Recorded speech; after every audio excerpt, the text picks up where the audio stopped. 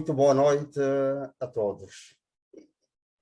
Boa noite. Eu Boa noite. chamo-me Bom dia, Eutrópio Lima da Cruz. Estou aqui para convosco interagir e partilhar alguma coisa. Antes de mais nada, peço desculpas por na semana passada não ter comparecido devido a uma dificuldade, um problema que houve de comunicação. Mas hoje cá estamos. Sejam todos bem-vindos. Eu não me queria colocar na posição de professor, porque não sou licenciado em teologia, não sou doutorado em teologia, mas talvez as pessoas julgaram que eu estaria em condições de, com esta plateia, interagir e partilhar alguma coisa. O que me foi pedido foi partilhar convosco a eclesiologia do Vaticano II. Um tema seguramente aliciante, tendo em conta o grande acontecimento do século XX, que foi o Concílio Vaticano II. O Papa João XXIII, hoje santo, em determinada altura do percurso histórico, quando a Igreja procurava, enfim, resposta para uma pastoral nos tempos modernos, colocou a seguinte questão: Igreja, que dizes de ti mesma? E ele foi o mentor do Concílio Vaticano II, um acontecimento extraordinário da segunda parte do século XX, e que trouxe para a humanidade cascatas de luzes em vários documentos. A Igreja produziu documentos de valia enorme. Para começar, 4 constituições. São elas a Lumen Gentium, que fala da Igreja, a Gaudium et Spes, que trata da questão da Igreja no seu diálogo com o mundo contemporâneo, a revelação Dei Verbum, portanto, sobre a revelação cristã, sobre a palavra de Deus, e sobre a liturgia,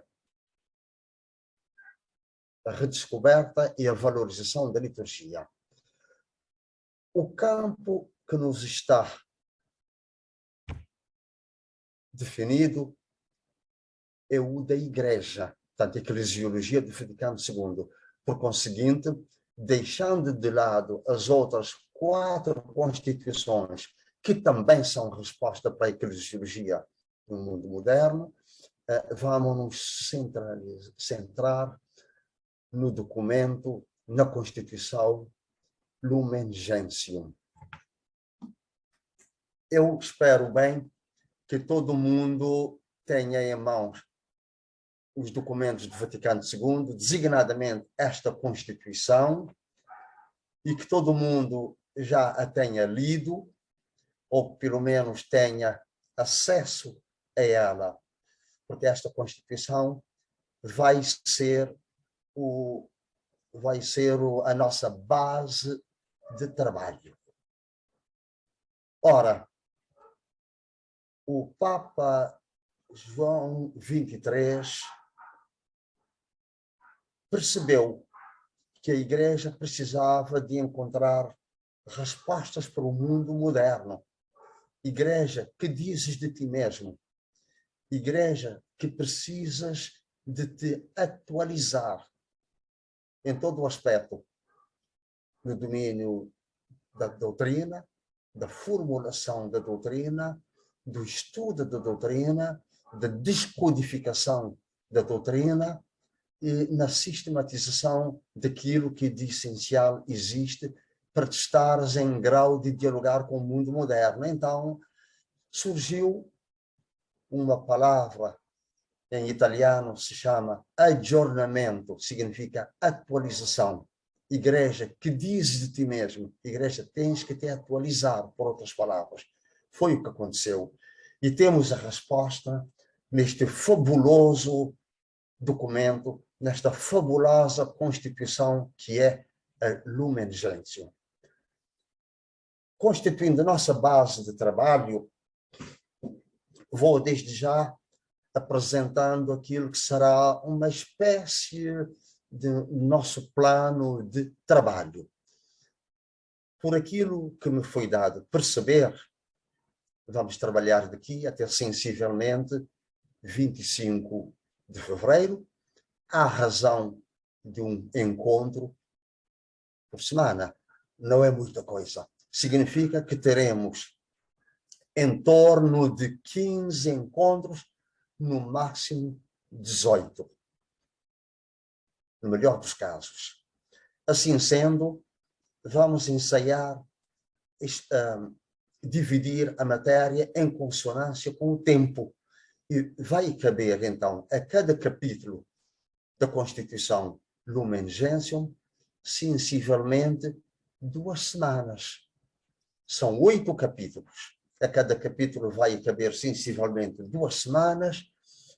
É claro que acertaremos os passos consoante a dinâmica dos trabalhos e consoante a importância que formos descobrindo na nossa interação e consoante a atenção que cada um desses temas suscitar em vocês, porque vocês são os destinatários, são os protagonistas e é preciso ter em conta esta vertente. Ora, os capítulos da Lumen Gentium designam-se como sendo, primeiro capítulo é sobre o mistério da Igreja. Hoje começaremos a tratar este capítulo e continuaremos no encontro seguinte. Depois vem o segundo capítulo que fala do povo de Deus. O terceiro capítulo fala da constituição hierárquica da Igreja e, em especial, o episcopado. O capítulo 4 fala dos leigos. O capítulo 5 trata da vocação de todos à santidade na Igreja. O capítulo 6 fala dos religiosos, da vida religiosa, por conseguinte. O penúltimo ou 7º capítulo fala da índole escatológica da Igreja Peregrina e a sua união com a Igreja Celeste. E o capítulo 8º fala da bem-aventurada Virgem Maria, Mãe de Deus, no mistério de Cristo e da Igreja. Eis, grosso modo, a enunciação dos capítulos.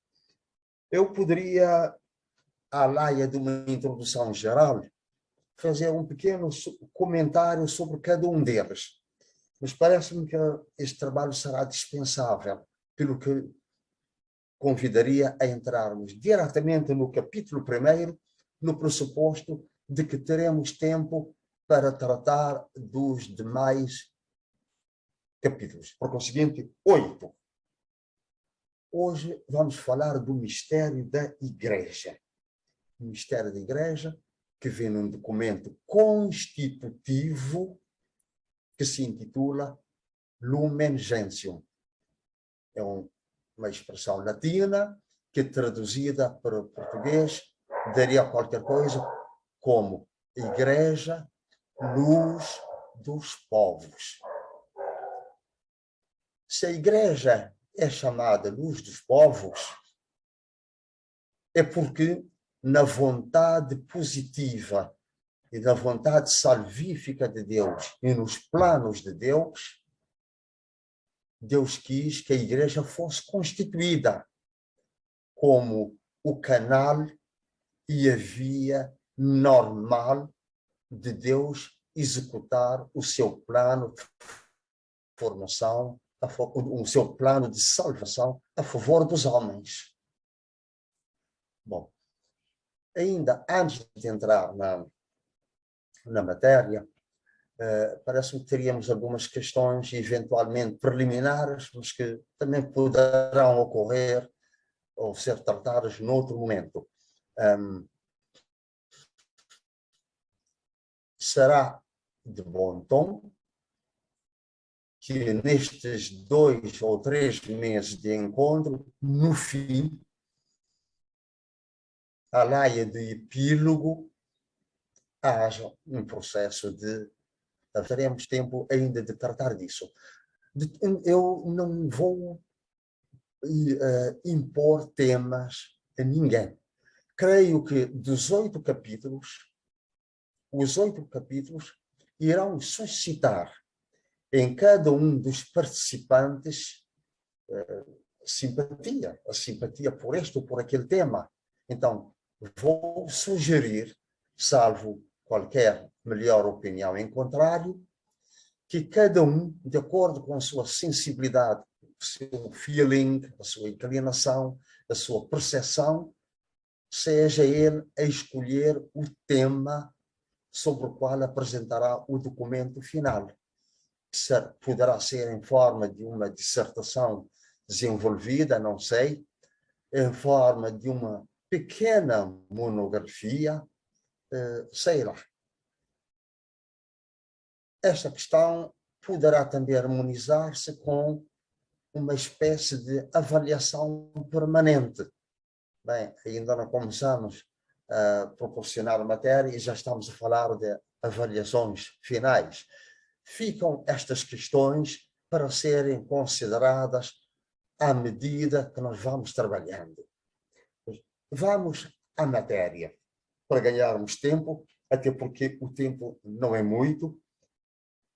A matéria é densa, a matéria é extensa, e será um grande prazer para mim que nestes pontos de encontros vos faculte o máximo possível de informações. De novo, voltemos à Constituição dogmática. A Constituição dogmática em que o Concílio Vaticano II procurou responder à provocante questão de João Paulo II, do Papa João XXIII. Igreja, que dizes de ti mesmo? A Igreja falou, disse de si mesma.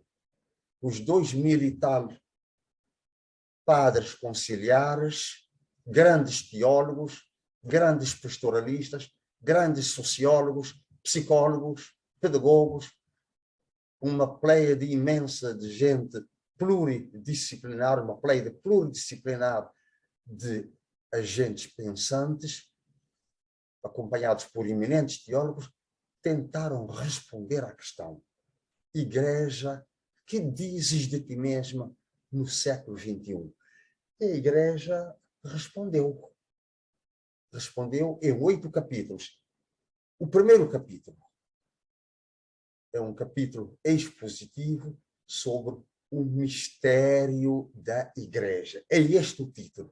O mistério da Igreja. É o nosso primeiro capítulo. Eu não vou, evidentemente, ler o que está aqui neste documento, nesta Constituição, porque senão o nosso tempo sumir-se-ia todo. Mas quero pressupor que estou a lidar com pessoas já influentes nas suas comunidades cristãs, daí o terem sido selecionadas ou daí o terem-se autocandidatado para este processo formativo. Portanto, não é gente completamente iniciática em matéria desta natureza.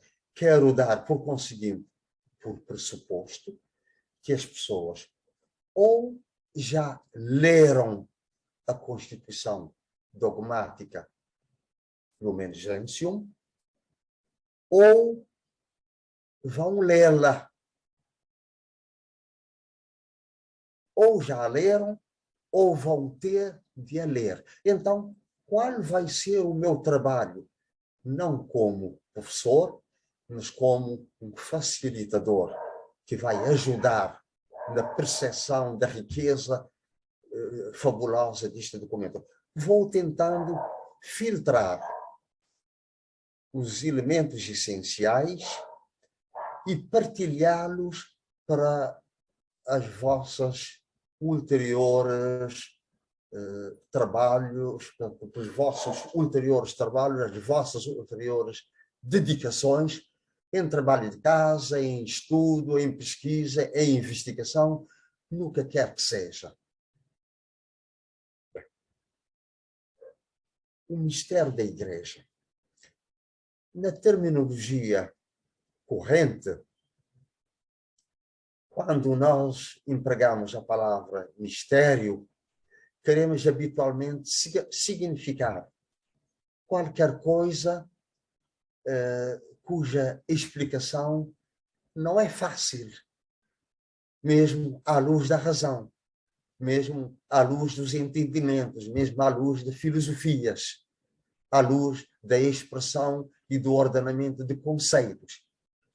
Mistério tem a acessão comum de algo misterioso, oculto, enigmático.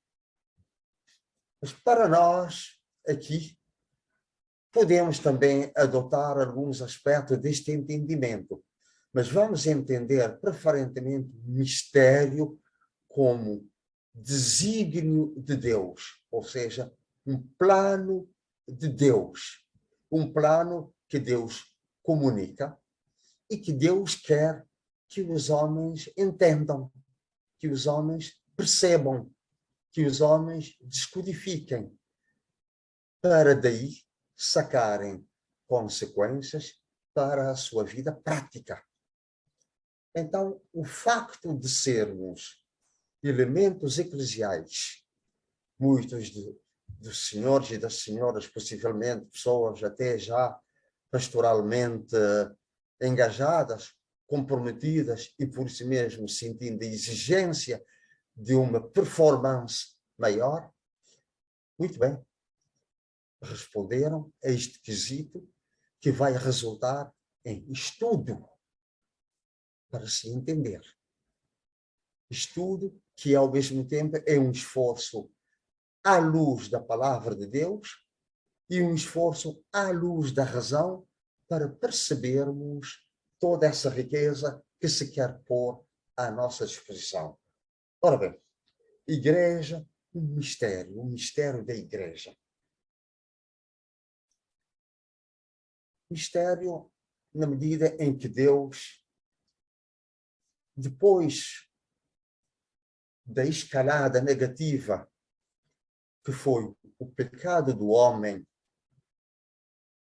foi a quebra daquela justiça original em que Deus tinha criado o homem, Deus não se deu por vencido. Deus arquitetou um plano de salvação. Este plano de salvação cumpriu-se em Nosso Senhor Jesus Cristo, sobretudo com a sua palavra, com os atos e com os milagres da sua vida, da revelação, e sobretudo com o seu sacrifício na cruz. É a opinião assente entre os teólogos, e também este documento fala disso, que a Igreja nasceu na cruz de Cristo, sobretudo naquele jorrar de sangue do seu lado, perfurado pela lança. Jorrou sangue, jorrou água. Jorraram água e sangue. Figurativamente, a Igreja vai nascer do batismo, ou seja, os elementos da Igreja vão nascer da água batismal que está prefigurada naquela água que jorrou do lado de Cristo, perfurado pela lança do soldado. E figurativamente, essa Igreja alimenta-se, consolida-se e edifica-se pela via de todos os sacramentos, e do modo especial o sacramento da Eucaristia, que é o sacramento que faz a Igreja, que faz a comunidade. Os cristãos reunidos à volta do pão eucarístico constituem o corpo. E este é o sacramento maior. Bom, já estamos a enverdar para a liturgia. Tentemos nos recentrar no mistério da Igreja. Objeto da constituição da Igreja. A Igreja é o sacramento de Cristo. O que é isso? Sacramento. Nós aprendemos na catequese que um sacramento é um sinal sensível que significa, transmite e comunica a graça ou os efeitos que Deus queira para o seu povo. A Igreja Sacramento significa que a Igreja é um sinal.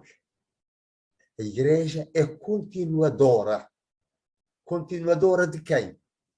Continuadora do seu fundador, que foi Jesus Cristo. Esta Igreja foi constituída pela vontade positiva de Deus como o sinal ou o instrumento de que Deus se quer servir para salvar os homens todos, os homens de todos os tempos, os homens de todas as latitudes, os homens de todos os espaços geográficos, de todas as culturas, de todas as pertences, porque o plano de Deus é universal. Deus não discrimina, Deus abriu-se à salvação universal. Por isso, a Igreja tem uma vocação universal de ser o sinal de Jesus Cristo na Terra para resgatar os homens e para os conduzir na linha e nos caminhos da salvação. A Igreja, por conseguinte, é destinada a todo o género humano. Ela tem uma vocação constitutivamente universal. E esta vocação é uma missão. É salvadora, é agregadora, é salvífica, é constitutiva, agregadora. Deus quer reunir os homens. Ele não quis salvar as pessoas individualmente. Não. Quis constituí-los em povo. A noção de povo de Deus vai ser objeto do segundo capítulo que veremos daqui a 15 dias. Voltemos de novo ao centro. Igreja, mistério, Igreja, luz dos povos. Já diz o profeta Isaías, os povos que andaram nas trevas viram uma grande luz. Em condições normais, todos os povos que ainda não tenham tido conhecimento da verdade da salvação, ou os povos que ainda se encontrem fora, por qualquer razão, destes caminhos que Deus estabeleceu como normais para a salvação de acordo com o seu plano, pois, em condições normais, trata-se de povos que precisam de missão. Considera-se que estão fora do caminho. E Jesus Cristo teve uma grande preocupação, um grande zelo. Importa que eles venham, importa que a Igreja os pesque. Qual rede? Importa que todos tenham o conhecimento e se salvem. E o profeta Isaías diz, os povos que andaram nas trevas viram uma grande luz. Este é um dito que vem nas primeiras semanas depois do Natal, com o nascimento de Cristo, exatamente aquele que viria a fundar a Igreja. Portanto, estão os aspectos todos interligados, interconexos. A Igreja é o sinal de Jesus Cristo na Terra. E quando nós falamos de sinal, a ideia é, o conceito é o da representatividade. Ou seja, ela representa Jesus Cristo. Ela está investida por Jesus Cristo de uma missão, que é exatamente salvar os homens, ser o canal normal para que todos os homens tenham acesso à salvação que Deus quer para todos os povos. Ora, quando se introduz a ideia ou o conceito de salvação, dá-se por pressuposto de que, sem a salvação, os homens estão perdidos. Porque o antônimo ou o oposto da salvação é a perdição. Deus terá os seus caminhos para aqueles que não, por qualquer razão, não chegaram e talvez não chegarão a conhecê-lo. Deus tem os seus planos, ele é grande, ele não se mete pelas nossas bitolas. Mas em condições normais, é bom que retenhamos esta ideia, e de acordo com a vontade salvífica e positiva. Positiva significa aquela que Deus comunicou e que ele quer, não é natural. É positiva, quer dizer, é a vontade estabelecida por Deus. De acordo com esta vontade, a Igreja é o canal normal desta salvação. Ora, e esta ideia corresponde àquilo que o Concílio chama a vontade salvífica de Deus Pai, em Jesus Cristo, no Espírito Santo. Então, na Igreja, encontramos já a noção de Deus Trindade, de Santíssima Trindade, fonte inesgotável de toda a revelação, de todos os benefícios, de todo o conhecimento e de todos os bens. Mas, dentro desta Trindade, que é um só Deus em três pessoas, por razões das limitações do nosso entendimento, costumamos desdobrar as funções. E assim aparece Deus Pai como o princípio e a fonte de tudo. O princípio e a fonte de todas as operações. E aparece Jesus Cristo como o realizador, como fonte de todas as graças conquistadas na cruz, meios de que a Igreja precisa para se salvar como peregrina e se santificar. E aparece o Espírito Santo como aquele que comunica à Igreja os dons, a fonte dos dons. Portanto, a Igreja é uma operação do Deus todo, Pai, Filho e Espírito Santo. Bom, vamos tentar dizer só as noções chaves, porque o tempo passa e há muito que se diga, e espero que a vossa leitura fará o resto. Missão e obra do Filho. Cá está a fundação da Igreja. Para que é que Cristo veio à Igreja? Eu vim para que todos tenham vida e a tenham em abundância. Lê-se no Evangelho de São João, capítulo 10, versículo 10.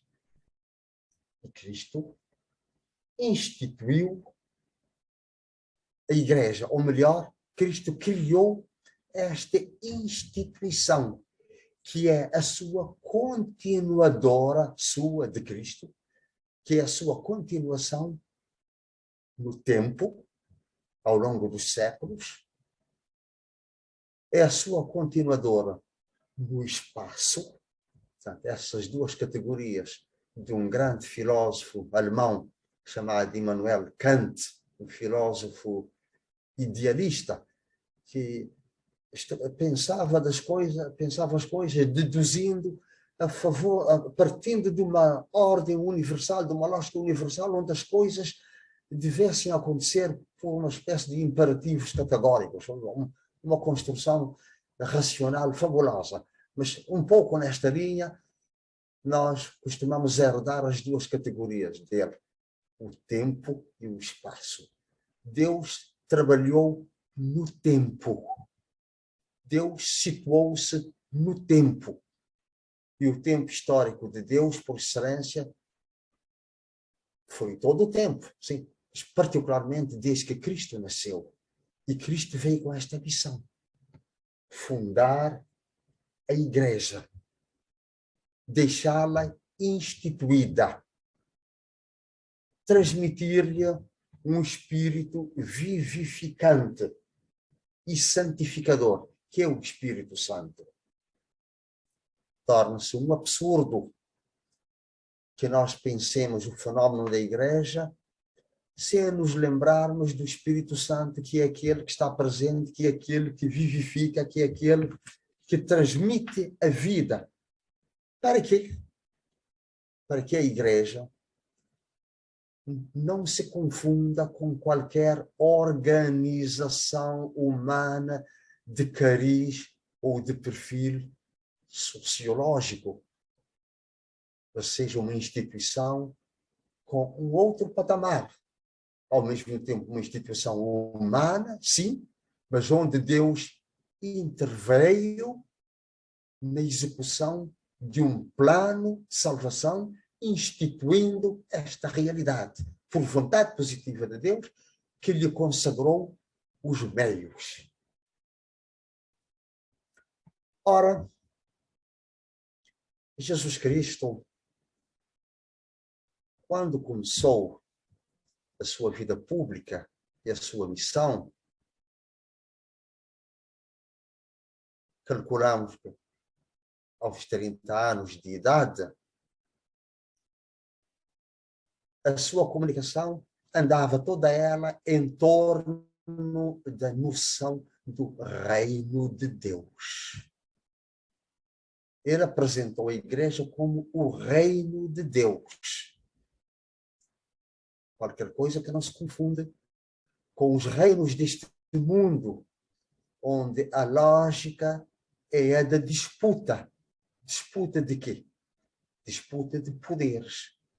Dos poderes que, por mais que se constituam em constituições que se querem democráticas e tudo mais, salutares, com aquelas características, são constituições humanas e têm subjacente a lógica do poder. No reino de Deus, a noção é outra. No próximo domingo vai-se celebrar a solenidade de Cristo Rei e ele vai se afirmar como rei, confrontado por Pilatos com esta noção. Então, és rei? Sim, sou rei. Disse a verdade. Tu dizes, eu sou rei. Tu dizes, não porque tenhas enxergado o que isso significa, mas porque alguém depois já tem este entendimento na boca. E Cristo passou a vida anunciando o reino de Deus, construindo o reino de Deus, edificando o reino de Deus. Ele fez isso nos 3 anos da vida pública, anunciando a palavra, demonstrando pelos milagres que algo de novo tinha acontecido e que os tempos novos tinham chegado e que Deus estava presente e atuando. Os milagres foram sinais para que os homens acreditassem.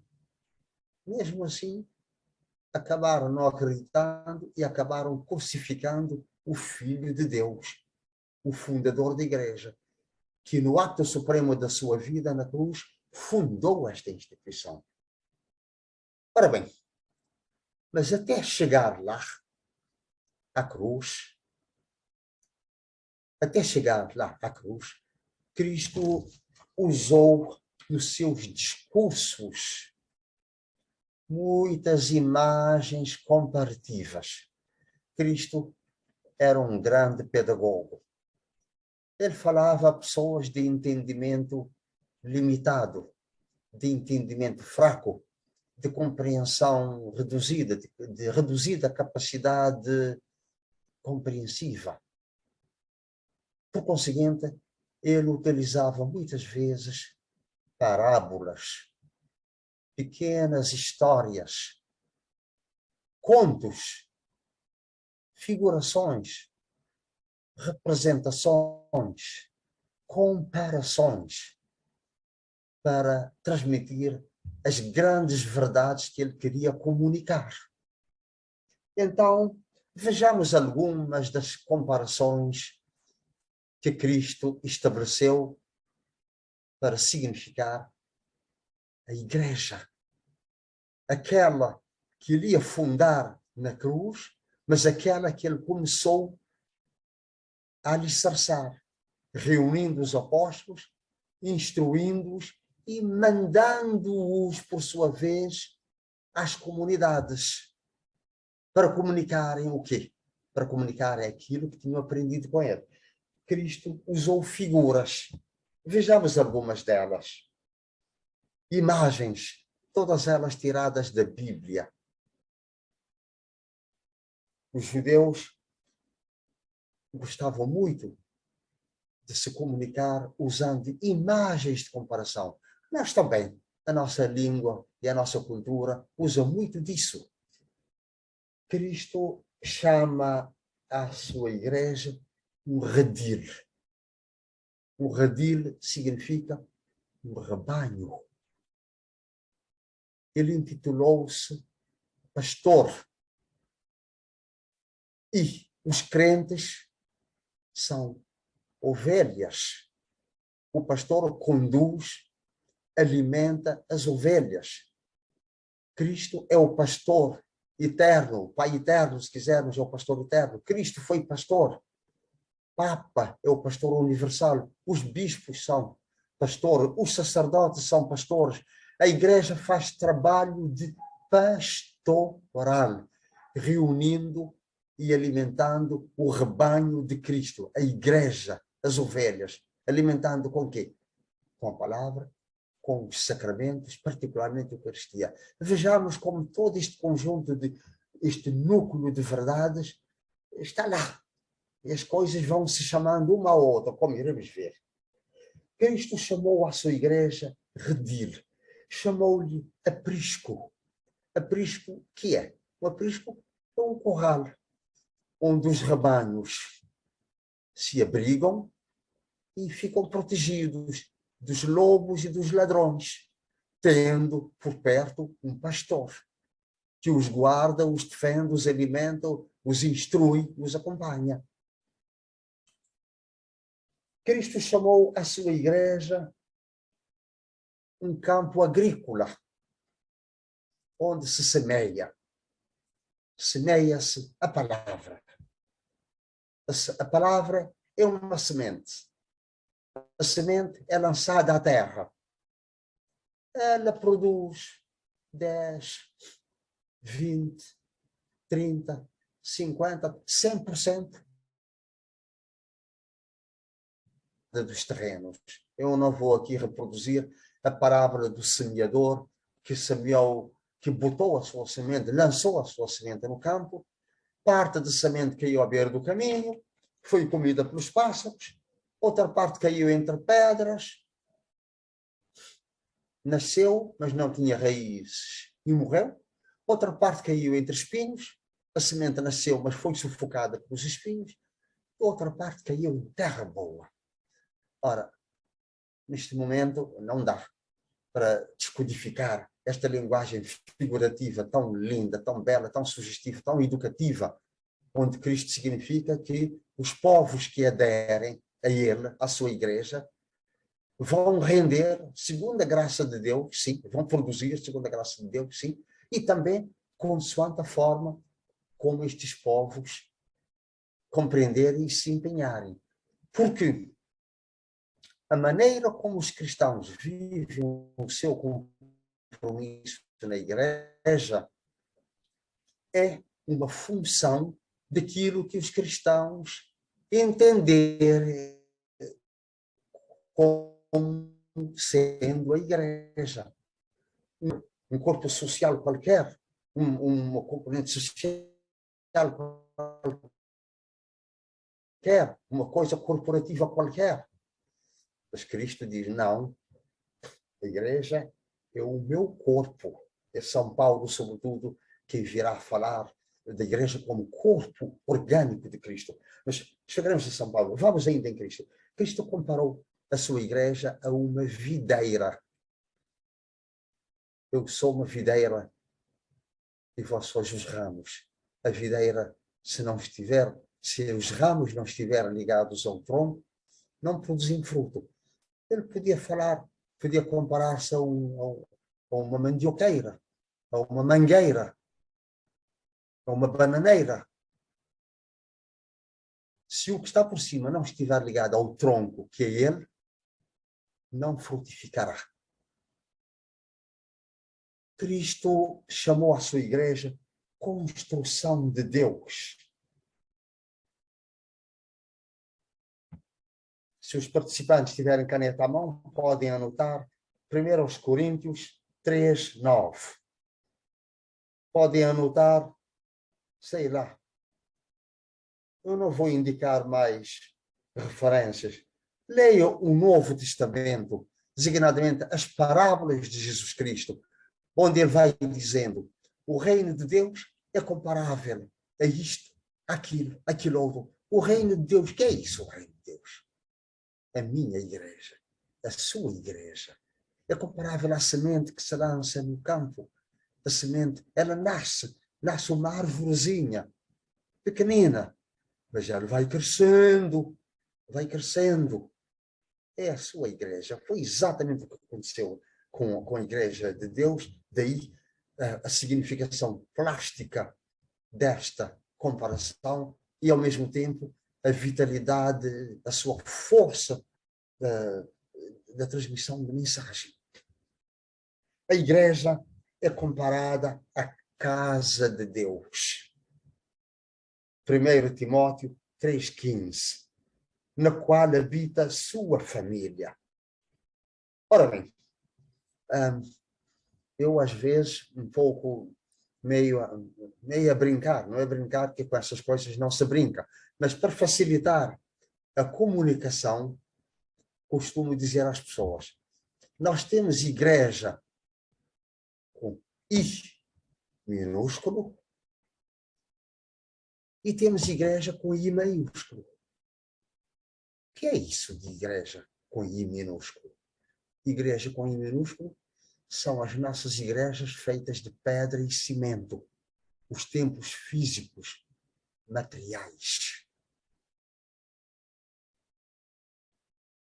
A outra igreja escreve-se com I maiúsculo, que é a comunidade dos batizados, que é aqueles que, batizados, pertencem a este corpo, que é a igreja, a esta instituição, que é a igreja, mas que não é uma instituição, vá lá, passe o pleonasmo, institucional qualquer, e funcionando institucionalmente de qualquer maneira. Não, senão ela não passaria de uma instituição humana.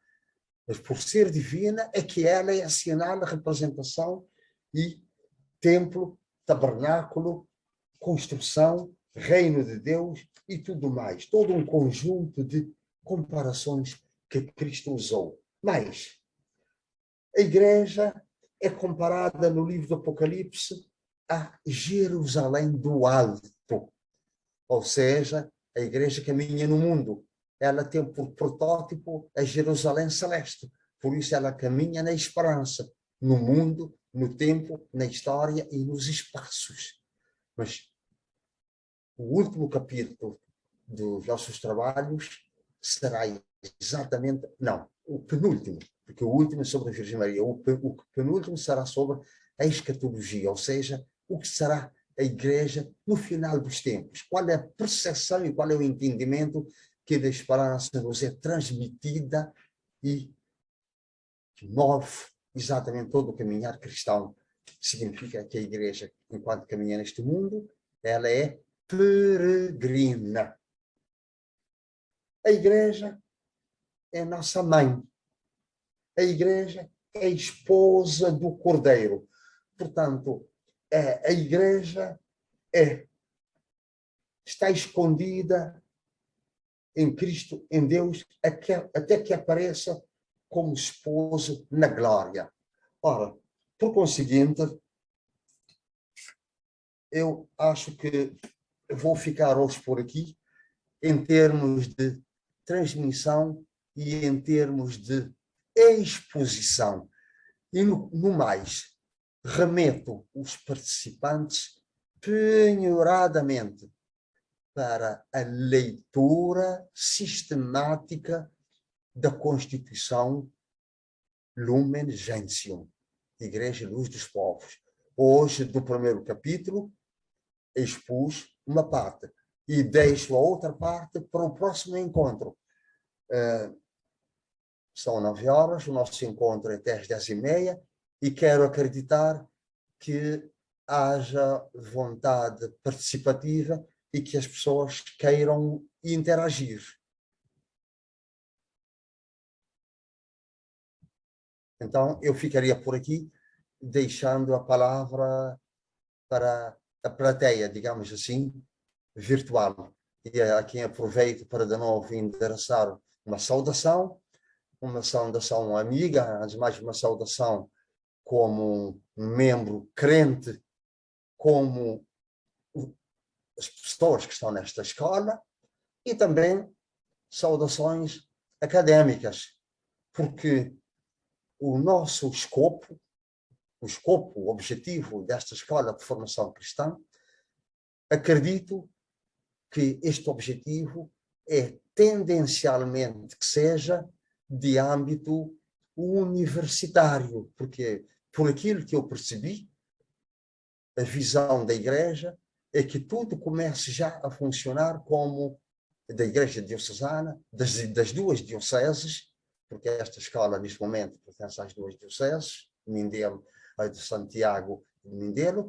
Portanto, as intenções são de ela ser uma escola de formação, ou pelo menos caminhar nesta linha, com esta intenção. Significa que os nossos esforços são também de pendor académico, ou seja, vamos trabalhar na linha de uma transmissão e de uma organização do conhecimento, participação do conhecimento, aquela participação a mais elaborada, compartilhada, sistematizada, elevada e aprofundada que seja possível.